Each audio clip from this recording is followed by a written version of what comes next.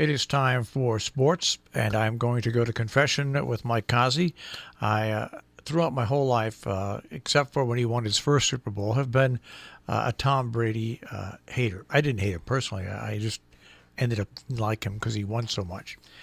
But after sitting at home yesterday and watching Tom Brady take a Tampa Bay team that hasn't sniffed the playoffs in a long time, defeat the Green Bay Packers at home, and go to now listen to this, this is the 10th Super Bowl in 21 years that he's been playing, that he's going to.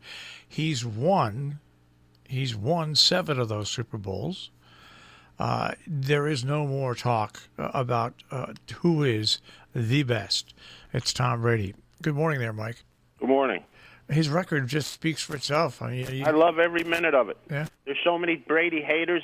I'm so happy he won again yesterday. I'm so happy people are crying in the streets. Tom Brady won again.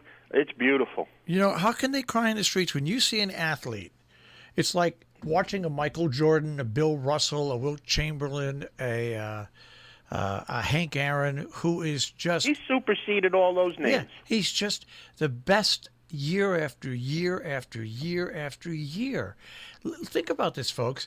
Almost 50% of his career, he's been in the Super Bowl, and out of those Super Bowls, he's won 70% of them. If it wasn't for the Giants, the guy would just be about 99.9%. I love the fact that there were a bunch of people in September saying in August, "Oh, why is he going to Tampa? He's just hanging on. He should just retire." Yeah. I got 2 words for them people, and it's not happy birthday. When you look at it, you have to be glad you're alive to see it, all right? He plays at a level. And folks, he's 43.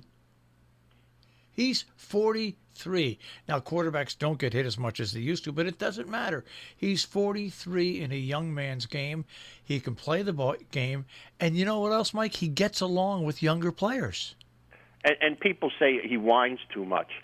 Well, I can go all the way back to the 80s to the godfather of whining. His name was Dan Marino. How many Super Bowls did he win? There's just, you know... They all whine. They all cry. But this guy produces, and that's the name of the game. I just put, I put up on my Facebook page yesterday. Let's all stop talking about it now. There's, the question has been answered several times over, whether you want to believe it or not. We're watching the greatest, close to say football player who's played. He's just, his stamina, his consistency is absolutely unbelievable. That's all you can say. People say, Tampa Bay stacked the team. They did, besides Gronkowski and Brady. Who'd they get?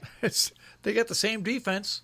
And I think they were saying how Gronkowski was out of his mind for coming back after being out of the game for so long, too.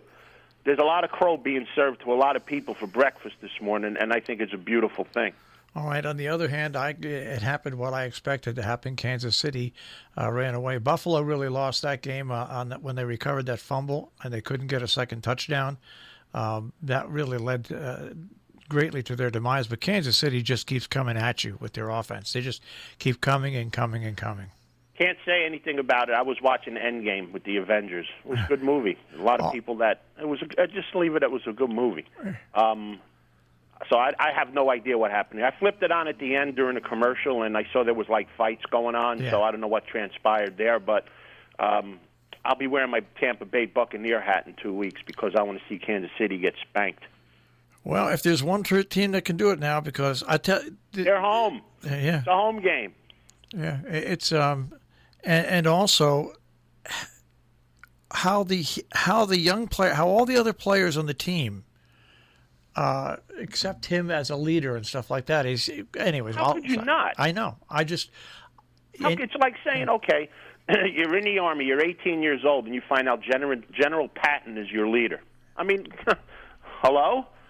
It's just, yeah. I'll stop gushing because I wasn't a New England fan. I wasn't a huge Tom Brady fan. But you know what? When I after the game was over and I looked at his record, and about 50% of the career he's wound up in the Super Bowl, and out of those games, he's won 70% of them. And if you do take those 2 games away from the Giants that beat him in the Super Bowl, the guy would win 90% of the Super Bowls he's been in. Come on, it's over. And in both of those games, there were guys wide open that dropped passes that if they caught them, they win. Yeah, it's over. It's over. There's no more discussion. Well, it's over now. Yeah, there's no more discussion. You got the picture of him with rings on a whole bunch of fingers, smiling. I don't think there's anybody else can do that. He plays another 2 years, he's going to have to grow another finger. Let him. No, it's going to be interesting to see that if they win, if he retires or not. I wouldn't. No, I tell you what, it's just absolutely. I know I'm talking a lot about football this morning, but you can't help but talk about Tom Brady. Talk about. Yeah. You can't just help. You can't when you see the greatest player play at his level for so long. You just have to finally sit down and say, "Come on, people, start understanding about this guy's talent." So it's like going back 100 years and watching Babe Ruth. Yeah, no, it really is. It is. He's changed. He has changed the quarterback position. He has the way he plays. He's just amazing. And I take nothing away from Mahomes, but he's a young kid. He's got another 20 years to go to see if he can do that over a 20-year period. Brady's got no legs. No, he's not a runner. He's an old-fashioned pocket quarterback. He wins championships. When all of these other prototypical, the quote unquote new quarterbacks, when they win 6 or 7, let me know. Until then, they're nothing but a flash in the pan. That first touchdown pass he threw, did you see that drop right in? All of them. I mean, that's it. You can't see it. I particularly liked it was near the end of the game, and the announcers were getting all giddy all over themselves that Brady may lose, and he threw the tight end screen to Gronkowski, and he just pummeled people. He got a big first down. That was a beautiful thing to see. And I love Aaron Rodgers, and he's a great quarterback. Oh, no doubt. But just take a look at the two. Just take a look at the two and their records. Okay, that's how good. That's how much better Tom Brady is than the rest of the NFL. And talking about the game of itself, near the end of the game when Green Bay was trying to make a comeback, how do you kick a field goal in that position? You got to go for a touchdown. Yeah, you can't kick a field goal. Because then it puts you in the point that you have to score a touchdown at the end. You need to get the points when you can get them. And Green Bay never got a chance to get any more points. And then the announcers being announcers start, red boarding. Well, what if this and what if that? Sit down. Brady beat you. Yeah. You hate it. Too bad. So it's going to be a Tampa Bay versus Kansas City in 2 weeks. Home game for Tampa Bay. Yeah. The Knicks lost. The Rangers lost. I think the Devils won. I'm not sure. Over the course of the weekend. I think the Devils beat the Islanders. Yeah. But other than that, there's not much else. How'd your horse racing do this weekend? We didn't pick anything. I wasn't here. No, but just in general, because I know. We could talk about horse racing for a minute. Yeah. The owners of race horses that go into stakes race need to boycott horse racing. You can't ride with a whip, and you can't use Lasix anymore. As a bettor, I can't bet the race. If I'm looking at past performances of horses that have run on Lasix since they were born, basically, and now all of a sudden you have to take that equation out, how can you bet on a race? You can't, because you're not betting on horses' performances now. You're betting on guessing which horse can run without Lasix. And if people don't know what Lasix do to horses, it helps them breathe better. And if they can't breathe, they can't run. So horse racing's going right down the crapper real fast. Because of all these people going out there banging the drums in the pot saying it's cruelty to animals. Well, these horses are born to run. And if you can administer a drug to them that helps them run better because of a breathing problem, all more power to it. If horse racing got up off their derrieres and did the right thing with drug testing, which they ignore, and I told you who was cheating for years, and all of a sudden it was an apocalyptic event when you found out these guys were cheating. Well, guess what? There's more cheating. Do the job, get rid of these people, and let the horses run on the things that make them run. How can you bet on a race not knowing if the horse can run, period?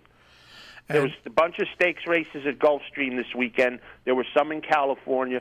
I didn't bet on them. I couldn't bet on them because I like money. I don't like throwing money away. If I don't know if a horse can run, why would I bet? Here's what I'll say about horse racing. I never was a big fan. I'm a fan now. And I went to Saratoga for my first time many years ago, and I went into the museum there, and there's a chart that's there that traces back the lineage of horses. Okay. Yeah, it's a round graph. And you see this, and you say, "Well, it's like the horses in New York City that carry the cabs. These horses are trained specifically to do All this. they're here for is to run. And that's exactly what they're here for. Enough said about that. But the owners need to unite Yeah. because they have the product. Without the product, there's no racing. Don't put your horses in the entry box until they get rid of this stupid rule. If you show up for a stake race and you go to because people enter their horses into stake races. If you open up the box and there's no names in it, guess what? You can't have the stake race.